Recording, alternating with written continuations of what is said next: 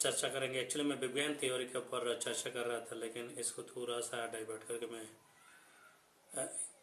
इसका कुछ वैदिक तत्व में देना प्रयास करेंगे कि सृष्टि का प्रारंभ कैसे हुआ और जीवात्मा के पतन होने के बाद इस सृष्टि में पहले कौन से जून में 84 लाख जून में से कौन से जून में जीवात्मा प्रवेश किया, फिर कैसे कैसे कैसे कैसे इवोल्यूशन ऑफ क्रिएशन और इवोल्यूशन ऑफ कॉन्शियसनेस हुआ। तो इसी संबंध में ऋग्वेद में 10.129 में 10.129 नासादि सूक्त में कहा है आपह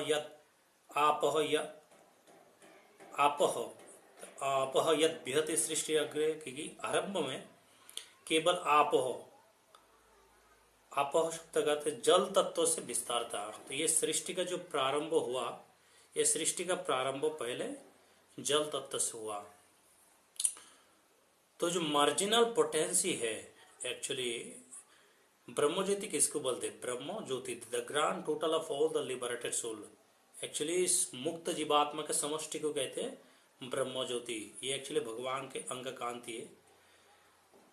तो ये जो मार्जिनल पोटेंसी है वो भगवान का लाइट, निर्गुण निराकार निर्विशेष रूप जो है भगवान के अंग कांति के ज्योति है, इसीलिए इसको ब्रह्म ज्योति बोलते हैं। भगवान परम ब्रह्म है और परम ब्रह्म के एक्चुअली अंग कांति से शरीर से जो लाइट निकालते वो शरीर के लाइट से ही ब्रह्म ज्योति बना है, इसीलिए इसको बोलते हैं ब्रह्म ज्योति। तो ऋग्वेद में लेके आपह यद बृहति सृष्टि अग्रे, आरंभ में केवल और केवल जल तत्व से सृष्टि का प्रारंभ हुआ। और तैत्तिरीयोपनिषद में लिखा है आकाशत वायु वायुरग्नि अग्नि आपह अद्भुत पृथ्वी। यह स्पष्ट है कि जल तत्व से जल सृष्टि श्रृंखला का अनिवार्य चरण है। आपह शब्द कहते आपह, तो आपह एक्चुअली ये नीचे की तरफ प्रवाहित होते हैं। तो जल सृष्टि श्रृंखला का अनिवार्य चरण है, पर उससे पहले अग्नि वायु आकाश है। फिर जल को क्यों विशेष कहा गया? तो लिखा है क्योंकि जल ये तत्व है जिसमें सभी उपादान बीज रूप में स्थित रहते हैं। इसलिए शतपथ ब्राह्मण एक्चुअली 11.1.6.1 में लिखे आपो ईदम अग्र सलिलम ईवासित। प्रारंभ में ये सब सलिल जल रूप में अव्यक्त अवस्था में था। इस सृष्टि के जो सारे उपादान है ये जल रूप में अव्यक्त अवस्था में था। जल यह भौतिक पानी नहीं है एक्चुअली, बल्कि ये कारण जल जो कॉजल फील्ड है प्रलय स्थिति में, जो कारण समुद्र में इसको कॉजल फील्ड बोलते हैं। और पुराणों में कारण सागर का रहस्य विष्णु पुराण 1.2.6 में लिखे आप एव ससर्जादु तासु बिरजम एव असृजत बिरजम व सृजत। अर्थात भगवान ने पहले कारण जल की सृष्टि की, उसी जल में सृष्टि बीज महत्त्व तन्मात्रा डाली, इसलिए कहा जाते हैं सारे उपादान जल में ही रहते हैं। आप एव ससर्जादु तासु बिरजम व असृजत। तो जल गर्भ ओम ऑफ क्रिएशन, इसी कारण इसको बोलते हिरण्य गर्भ और ब्रह्मांड गर्भदक्ष विष्णु गर्भजल। ये सभी जल शब्द जल को गर्भ बताते हैं। भागवत पुराण में लिखे नाभ्यम श्रुत अभ्य, ये 3.8.5 में भगवान के नाभि कमल से जल उत्पन्न हुआ जिसमें ब्रह्मा प्रकट हुए। तो निष्कर्ष एक्चुअली इस जो सृष्टि का जो परम कारण है वो परम ब्रह्म भगवान, और सृष्टि का प्रथम जो प्रकट उपादान है वो एक्चुअली जल है।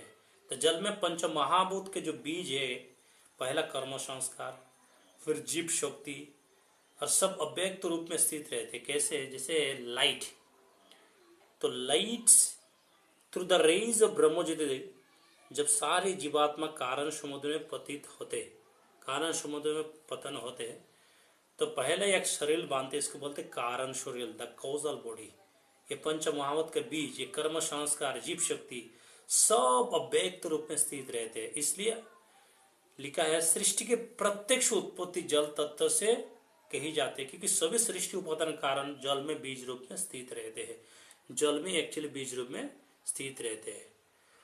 तो हमारे जो गौरी वैष्णव सिद्धांत और शंकराचार्य जो रामानुजाचार्य जो सारे सिद्धांतों में इसको स्वीकार किया गया। जल से सृष्टि एक्चुअली व्यवहारिक सत्य है, ब्रह्म से सृष्टि है, परमार्थ सत्य है, और उपादान भी अनंत ब्रह्म ही है। तो इसीलिए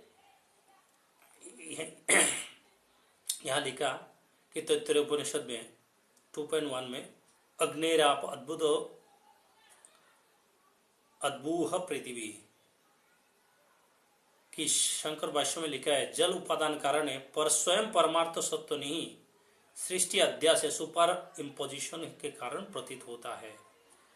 लेकिन रामानुजाचार्य जो लिखते हैं चित अचित ईश्वर का अवैधात्मक भेद, और श्रुति प्रमाण चांदक उपनिषद 6.2.1 में लिखा सदैव सम इदम अग्रमासित। तो रामानुजाचार्य अपने भाष्यों में लिखते हैं जल अचित तत्व है लेकिन ईश्वर उसका अंतर्जामी और सृष्टि वास्तविक परिवर्तन इसका परिणाम है। तो जल भगवान का शरीरी भाव है, जैसे आत्मा शरीर में व्याप्त रहती है। तो विशिष्ट अद्वैतवाद में लिखते हैं श्रीपद रामानुजाचार्य जल ही सृष्टि के वास्तविक कारण है, उपादान जल है, नियंत और आश्रय नारायण है। इसीलिए हमारे मूल सिद्धांत अचिंत्य वेदवाद में भी भागवत प्रमाण में 3.26.21 में लिखे आपस्तरस एव सूह, और विष्णु पुराण में 1.2.6 में लिखे आप एव ससर्जादो कि पहले कारण सागर महाजल है और उसमें महाविष्णु और उसी जल में महत तत्व तन्मात्राएं और कर्म संस्कार और जीव के बीज, ये सब एक कोजल मैट्रिक्स है। जल यह कारण तत्व है। तो जल सृष्टि के गर्भ है और जल में सभी उपादान बीज रूप में है, किंतु जल स्वयं भगवान से उत्पन्न हो। तो इसीलिए यहाँ पर नासाद्य सूक्त 10.129 में और 1.2 में लिखा है ना। एक्चुअली वेद में ऋग्वेद में नासाद्य सूक्त है, तो उसमें लिखा है नासद असिन ईदम सदासित ईदानिम नासिद्योजन भौम पर्वो यत् किम आविर्भाव कुह कस्य शर्मन अम्बह किम आसीद अहनम गंभीरम न मृत्युरासीद न मृत्युरासीद अमृतम न तर्हि न रात्र्याहो आसीद प्रकृतिः अनिद अबातम स्वाद तदेकम तस्मद् अन्न परम की ही चन्नस तस्मद् अन्न परह किंचनाश। यहाँ अम्ब, तो अम्बो एक्चुअली जल का स्पष्ट उल्लेख है। और ये भी कि उस समय आकाश वायु दिन रात कुछ भी नहीं था, केवल तद एकम परम तत्व था। मतलब उस समय ना तो जल आकाश वायु अग्नि कोई भी तत्व नहीं था, केवल एक परम तत्व था, वह है परमेश्वर भगवान। और ऐतरेय उपनिषद में लिखा है 1.1.1 में कि आत्मा इदम एक अबाग्र आसित नन्न किंचित मीशत, आत्मा व ईदम एक अबाग्र आसित नन्नत किंचित मीशत, कि सृष्टि से पहले केवल आत्मा परमेश्वर था, अन्य कुछ भी नहीं था। और चांदक उपनिषद 6.2.1 में सदैव सौम्य इदम अग्रम आसिद एकम अद्वितीयम, प्रारंभ में केवल सद ब्रह्म था, द्वितीय कुछ नहीं था। और बृहदारण्यक उपनिषद में 1.4.6 में लिखा है आत्मैव इदम आसीत पुरुष बीदः, आत्मैव इदम आसीत पुरुष बीदः। इसका अर्थ है कि सृष्टि के पहले केवल पुरुष था, आत्मैव इदम अग्र आसीत पुरुष बीदः। और विष्णु पुराण जो आप एव ससजादो तास बीर्जम बीर्जम व सृजत बीर्ज संभव संयुक्त तद्दंडम असमुद्भुवम तस्मिन् अन्य स्वयं विष्णु सर्वलोक कारणम। अब विष्णु पुराण 1.2.6 में लिखा है एक नारायण असिन्न ब्रह्मानयशन नापो नाच अग्निर सोम न भूमो। और विष्णु पुराण 1.4.39 में लिखा है जलेषु शयनम तस्य जुग निद्राम समाश्रित अनादि निधन देव सृष्टि स्थिति अंत कारणम। तो ऋग्वेद सृष्टि पूर्व अवस्था में न आकाश न वायु न केवल अम्ब कारण जल और तदेकम, उपनिषद केवल एक अद्वितीय ब्रह्म आत्मा थे। और विष्णु पुराण नारायण कारण जल में शयन करते हुए सृष्टि का कारण है। तो इसलिए रामानुजाचार्य शंकराचार्य ये सृष्टि क्रम जो जल, हिरण्यगर्भ और पंच महाभूत भी क्रमबद्ध कर सकता है। तो जीव का प्रवेश कहाँ और कैसे होता है, उपनिषद में लिखा है कि जीव का प्रवेश शास्त्रीय सिद्धांत में शत उपनिषद नित्य नित्यानाम चेतन शतरजना, नित्य नित्यानाम चेतन चेतनानाम एक बहुनम जो विदिदाति कामान, जीव नित्य है और उत्पन्न नहीं होते कभी भी। जीव का उत्पन्न, आप कभी कोई बोल सकते कि सृष्टि का शुरुआत है तो जीव का भी उत्पन्न हुआ नहीं, जीव कभी उत्पन्न नहीं होते और तटस्थ शक्ति में सदा रहते हैं। तो जीव नित्य है, उत्पन्न नहीं। भगवान भी नित्य है, जैसा कि तटस्थ शक्ति में जो मार्जिनल पोटेंसी होते हैं वह एक्चुअली मार्जिनल पोटेंसी में ना तो न्यूट्रल स्टेट है, कोई एक्टिव मूवमेंट नहीं है, तो इसीलिए वहाँ पर कोई सेवा कुछ भी नहीं है। जैसे कि अगर किसी को एक रूम में बंद कर दिया जाए, कोई सेवा कुछ भी नहीं है, तो बहुत कोई एक्टिविटी नहीं है, न्यूट्रल स्टेट है, इनएक्टिव स्टेट है।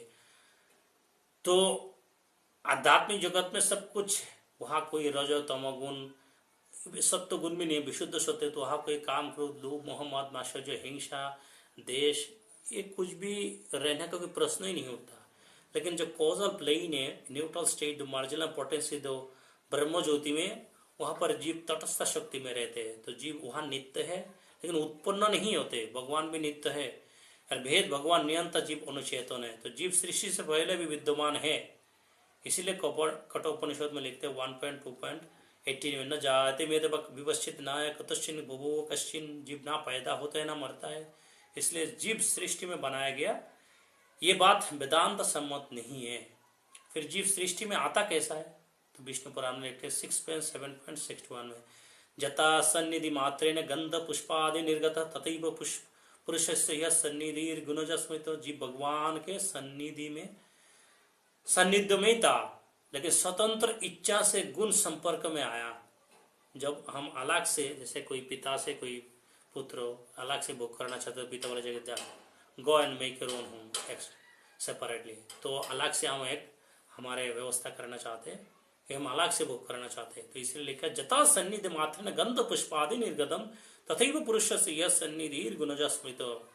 जी भगवान के सन्निधि में था, स्वतंत्र इच्छा से गुण संपर्क में आया, यही तटस्थ स्थिति है। और जीव का माया स्पर्श और कारण जल में प्रवेश, भागवत पुराण में लिखे 3.7.9 में, अनाद्य विद्या युक्त पुरुष आत्मवेदन ईश्वर अनुग्रहम कृत्वा भिन्नम पश्यति तत्ततः, कि अनादि अविद्या से जीव एक्चुअली माया स्पर्श में आता है और तभी भिन्नता का अनुभव होता है जीव के। जीव पहले किस जोनि में, आप ही प्रश्न उठता है कि जीव पहले किस जोनि में, जब कारण समुद्र में पतित होता है तो पहला जोनि जीव को क्या मिलते हैं, तो जीव पहला किस जोनि में जाता है। ये पहला, जैसे कि 84 लाख जोनि है, तो पहला है जलचर में, भागवत पुराण 3.31 में लिखा है, कर्मणा दैवनेत्र जंतुर ही उपभोक्त स्त्रिया प्रविष्टोदरम पुंसरेत कनाश्रय। शरीर कर्मानुसार हमें प्राप्त होते हैं, प्रकृति पहले जल प्रदान देह देती है, कि इसलिए शास्त्र में कहा गया जीव के पतन के बाद पहला जलचर जुनी ग्रहण करता है। पहला 4 लाख जो जुनिया है उसमें से पहला जो जुनी मिलते, जैसे जलजान अवलक्षानी स्थावर लक्ष विंशति कृमय रुद्र संख्या पक्षी नाम 10 लक्षणम पशुपस्थिंस लक्षाणी मनुष्य 14 लक्षण, कि सबसे पहले जलजा, अंत मानव जुनी और मानव देह मोक्ष का द्वार है। तो लिखते भागवत पुराण 11.9.8 लब्धा सुदुर्लभम बहु संभवंते मनुष्यमर्थतम अनित्यम इह धीरो, मानव शरीर बहुत ही दुर्लभ है, यही से मोक्ष संभव है। और जीव अनादि ब्रह्म से उत्पन्न नहीं, स्वतंत्र इच्छा से माया संस्पर्श में आता है। कारण जल जलचर क्रमशः 84 लाख जुनियों में मानव देहों में मुक्ति का अवसर। तो अब एक्चुअली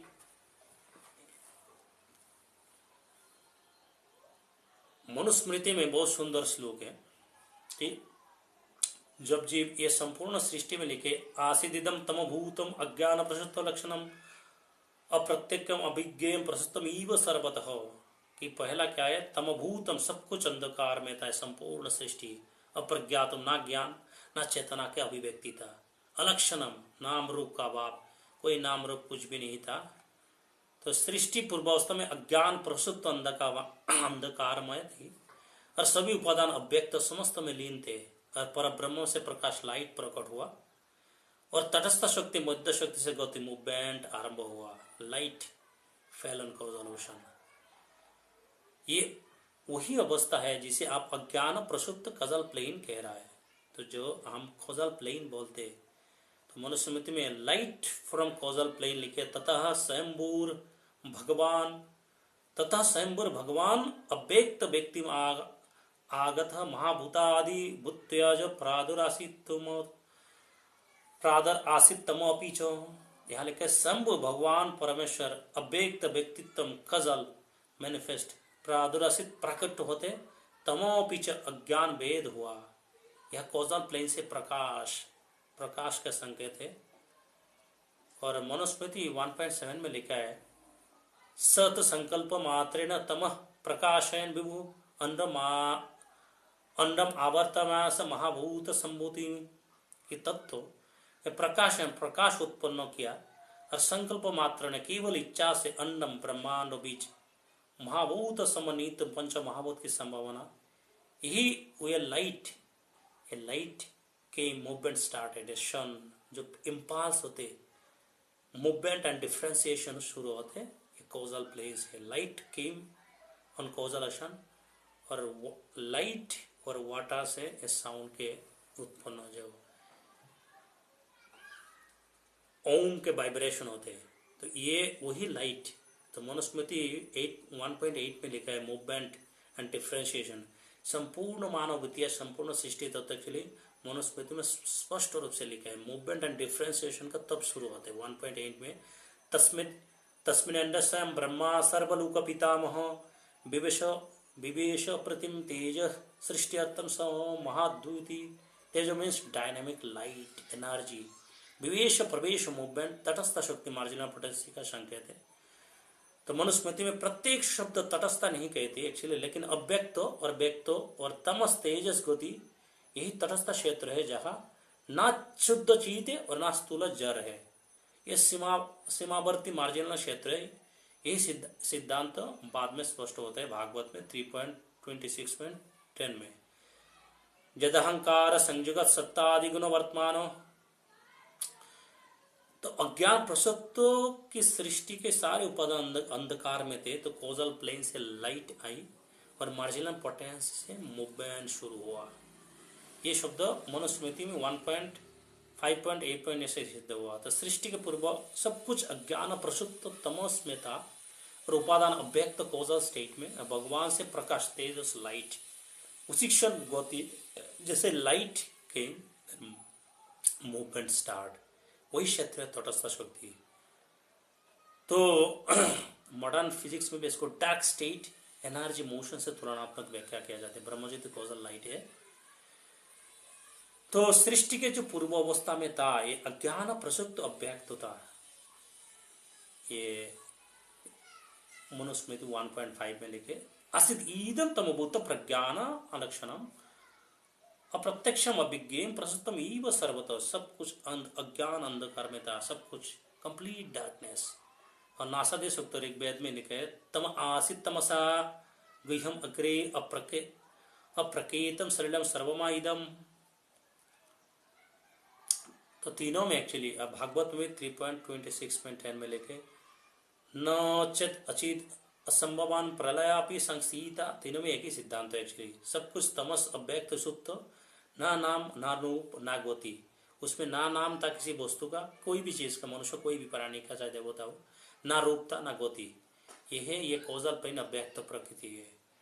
तो कॉजल प्लेन से लाइट तेजस एक्चुअली कॉन्शियस इम्पल्स बोलते हैं। कॉन्शियस इम्पल्स मनुस्मृति सत संकल्प मात्रे ने तमह प्रकाशन विभु प्रकाशन लाइट इमर्जेंस केवल संकल्प से। ऋग्वेद 10.1.3 में लिखे है तपस तस्मिन् जायतेयकम तपस तस्मिन् जायतेयकम। तपस चेतन शक्ति है और उसी से एक लाइट कॉन्शियसनेस प्रकट हुआ। भागवत में 3.26.19 में दैवी नैश गुण में मोह माया दुरत्रया। तो भगवान के चेतन जो शक्ति है, शक्ति से प्रकट सक्रिय होते हैं। ये लाइट एक्चुअली फिजिकल लाइट नहीं है, ये conscious plane a conscious impulse या तेजो से ये एक्चुअली मूवमेंट गति का आरंभ शुरू होते हैं। इसलिए लिखा अन्नम आवर्तमायास महाभूत समन्वितम आवर्तमायास रोटेशन मूवमेंट पहले डायनामिक जो मोशन है ये तब शुरू होते हैं। सो ऐसे भगवान सृष्टिया गण व्यतिरिक महत व्यतिरिक मीन्स इंटरेक्शन यही से मोशन प्लस डिफ्रेंशिएशन शुरू होते हैं। तो मार्जिनल पोटेंसी तटस्थ शक्ति उपनिषद क्या कहते हैं, नित्य नित्यानाम चेतन चेतनाम 2.2.13 में लिखे दो चेतन तत्व है, परम चेतन भगवान और अनुचेतन जीव। तो जीव ना तो शुद्ध चित्त में लीन और ना जड़ प्रकृति में बांधना, ये बीच की स्थिति जो इसको बोलते तटस्था। तो अनाद ये भागवत 3.7.9 में लेके अनाद्य विद्या युक्त से पुरुष से आत्मा विहीन जीव स्वतंत्र है, माया स्पर्श संभव इसलिए मूवमेंट संभव है। तो मूवमेंट जब स्टार्ट्स होते, movement starts only where choice exist, यही मार्जिनल जोन है। तो तमस डोरमेंट कोजल प्लेन है, कॉन्शियस लाइट तेजस इसके साथ तापों से फर्स्ट मोशन जो अवर्त गति मार्जिनल जोन एक्टिवेटेड जीव प्लस माया एक कंटैक्ट में महत्व अहंकार और भूतोष। तो मनुस्मृति में क्या लेके अज्ञान प्रसुप्त है, सब कुछ कॉजल स्टेट है। ऋग्वेद सलीन प्लस तपस से लाइट है, और भागवत गुणवेतिरिक्त से मूवमेंट शुरू होते जो डिफ्रेंशिएशन है। उपनिषद में जीव इक्वल टू तटस्थ चेतन शक्ति। तो डरमांट कॉजालिटी है, कॉन्शियस इम्पल्स मोशन और मार्जिनल पार्टिसिपेशन है। ये एक्चुअली ब्रह्मोजित एक्चुअली कॉजल लाइट है, डिफरेंस है। तटस्थ शक्ति आधुनिक कॉन्शियसनेस थ्योरी जो वहां से आते हैं एक्चुअली। तो ये जो निमित्त कारण है,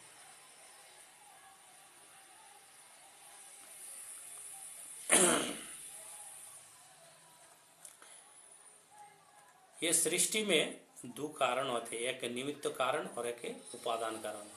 वास्तव में भगवान निमित्त कारण भी और उपादान कारण दोनों ही है, क्योंकि निमित्त कारण और उपादान कारण ये दोनों, अब सोचो कि उपादान कारण और निमित्त कारण। उपादान ये सृष्टि के सारे तत्व ब्रह्मा को दिया सृष्टि बनाने के, लेकिन ब्रह्मा कहाँ से ले आएंगे?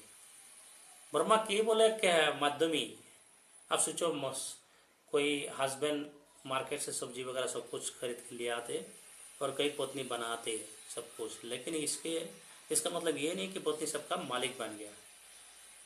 तो वासना का जो जन्म, ये विकास संस्कार और पुनर्जन्म, ये वृत्ति जो हृदय में उत्पन्न होते, ये वृत्ति मन में हालचाल को उत्पन्न करते, और इच्छा और वासना उत्पन्न होने के बाद इसमें भावना और राग और देश उत्पन्न होते।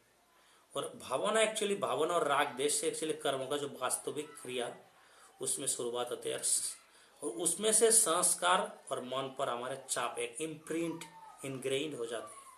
और इसका जो गहरी जो बहुत ही गंभीर वासना है, ये सुभिक्षण, ये बहुत ही सूक्ष्म बीज है, ये मृत्यु को बाद भी बाजती है। तो पहला मैं अभी बताऊंगा कि कौन सा शरीर में जीव पहला प्रवेश किया। कारण समुद्र में पतन होने के बाद जो कोजल प्लेन से कारण समुद्र पहला जलचर जूनी, तो जलचर जूनी के बाद कैसे ग्रेजुअली दूसरे जूनी में जीव प्रवेश करते हैं। तो लिखे गहन तत्व ज्ञान जीव ब्रह्मज्योति से कारण समुद्र कारण जन्म में कैसे प्रकट होते हैं।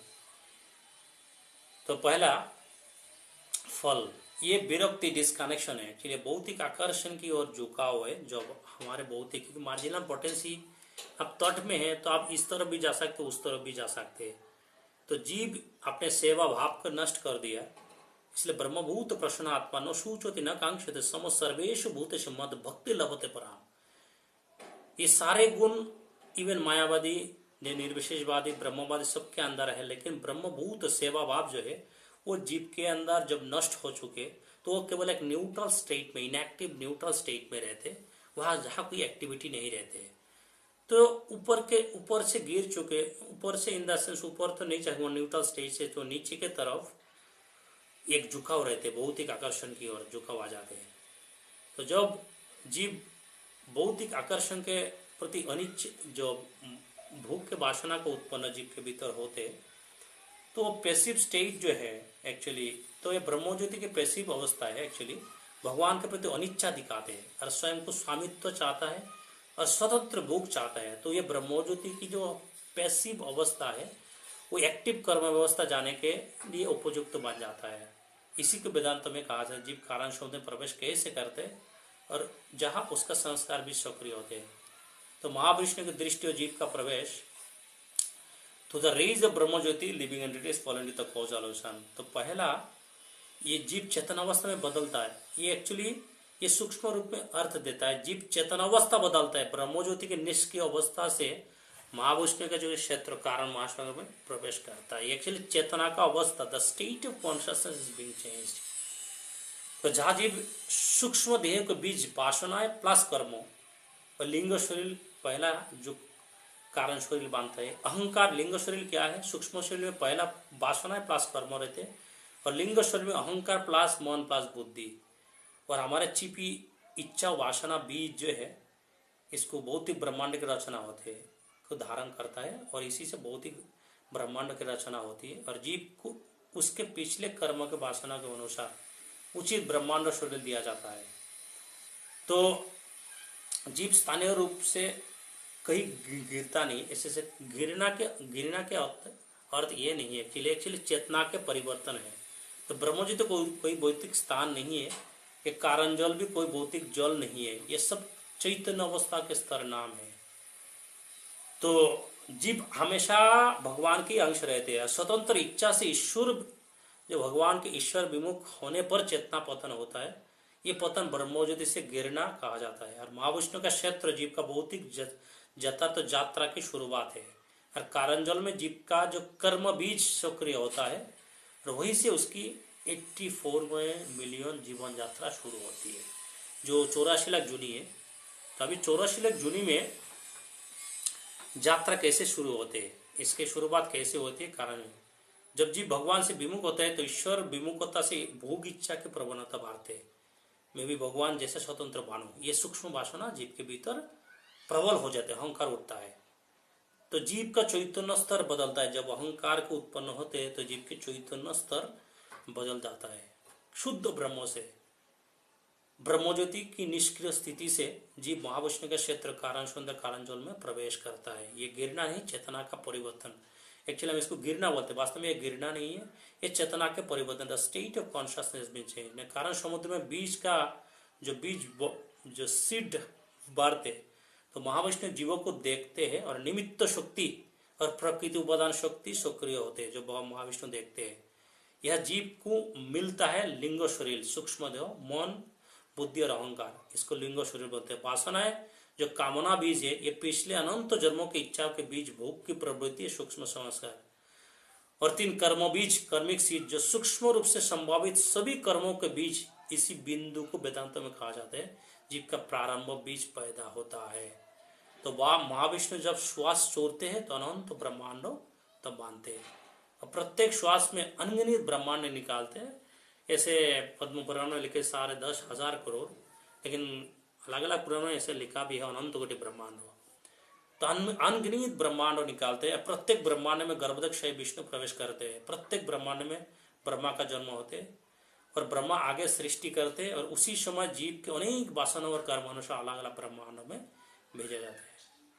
अब प्रश्न उठते कि पहले 84 लाख जो जूनी से ये कैसे काम करते हैं। शरीर की जो श्रेणी है इस प्रकार है, पहला देव जूनी 4 लाख, तो मानव एक्चुअली 4 लाख है, पशु 20 लाख और पक्षी 11 लाख और कीट पतंग 9 लाख और नरक जूनी 84,000 है और वनस्पति 20 लाख है, जलियो 9 लाख, तो कुल 84 लाख है। अब प्रश्न उठते कि जीव किस शरीर में जाता है, सिर्फ एक ही आधार है, वासना प्लस कर्म के अनुसार। वासना desire actually drives the body. मरने के पहले देखना जो मरते वो ऐसे ही शरीर पहला वो धारण कर लेते अपने अपने। तो जिस प्रकार की इच्छा होती है उसी प्रकार का शरीर।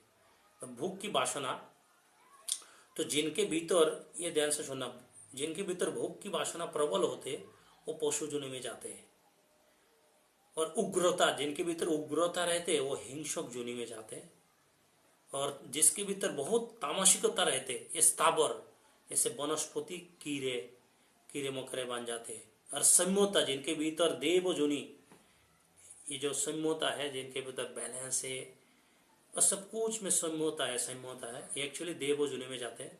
और कर्तव्य बोध प्लस विवेक, ये एक्चुअली मानव जुनी में जन्म देते हैं।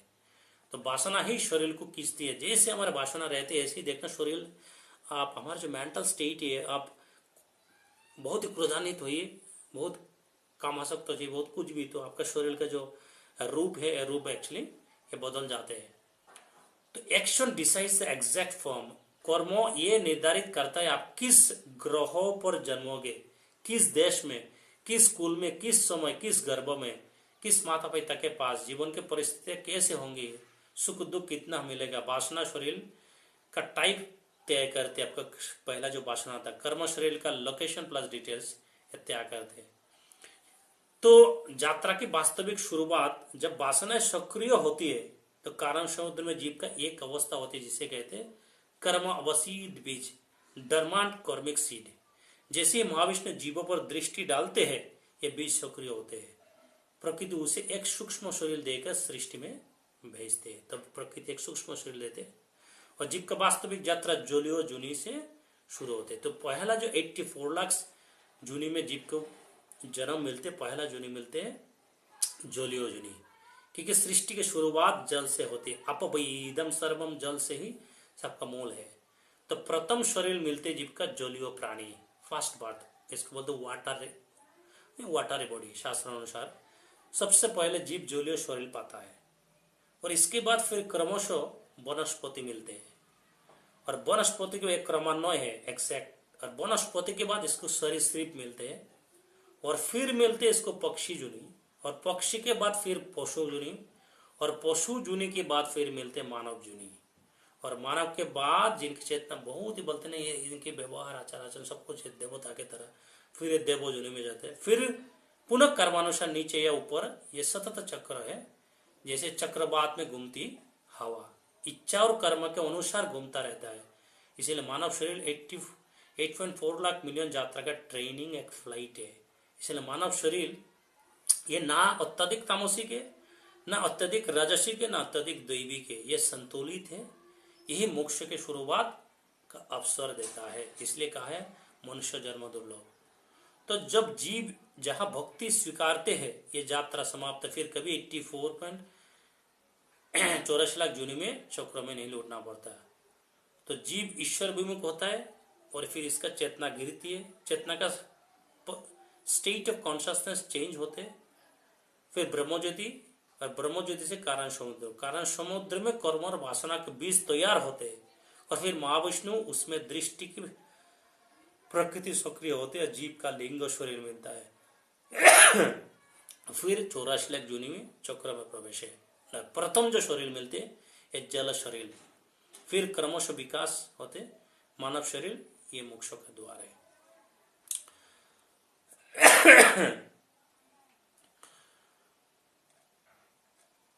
तो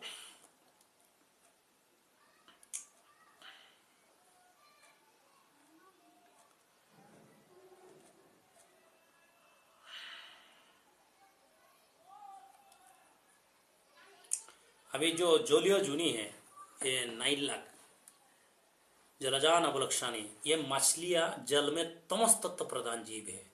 जलो कीट कीड़े जो कक्रिय थे, पव्य जलीय जीव, मगरमच्छ, व्हेल आदि, ये सब ये जलीय जूनी।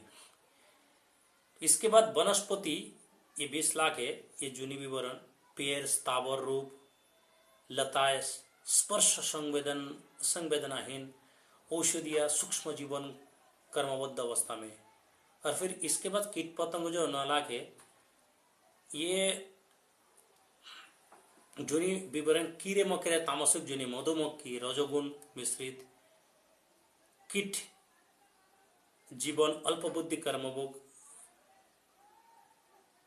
ये एक्चुअली इसके बाद सरीसृप और उभयचर 11 लाख है जूनी विवरण। ये सांप, तामसिक वासना, छिपकली आदि, अविकसित बौद्धिकता, मेंढक आदि जल स्थल में मिश्रित है। और पक्षी जूनी 10 लाख है, ये कुआ, ये तामसिक, गरुड़ वर्ग सत्व प्रधान है। तूता, हंस, आध्यात्मिक ग्रहणशीलता और इसके बाद पशु जुनी, ये एक्चुअली गाय बैल सत्वगुण मिश्रित है। कुत्ता बिल्ली तामस, ये शेर बाघ हिंस है तामसिक जुनी में। और मनुष्य जुनी चार, मनुष्य जुनी के विविध विवरण है एक्चुअली। अभी इसका एक छोटा सा, पहला ईश्वर विमुख होते जीव, फिर ब्रह्मज्योति का निष्क्रिय अवस्था से इनका चेतना के स्टेट चेंज होते, फिर वासना बीज जागरण, और इसके बाद कारण समुद्र महाविष्णु जो क्षेत्र ये लिंग शरीर मिलते हैं, फिर कर्म का बीज सक्रिय होते सृष्टि चक्र में प्रवेश है, और पहला जुनी मिलते जोलियो जुनी विकास, और वनस्पति कीट सरीसृप में विकास है, फिर पशु पक्षी मनुष्य या आध्यात्मिक क्षमता रखते हैं, देवता फिर पुनर्जन्म होते, मानव में भक्ति है, और मोक्ष कृष्ण प्राप्ति है। एक है ये हमारे जीवन के लक्ष्य होते हैं। फिर बताएंगे कि वासना कैसे जुनी का चयन करते हैं।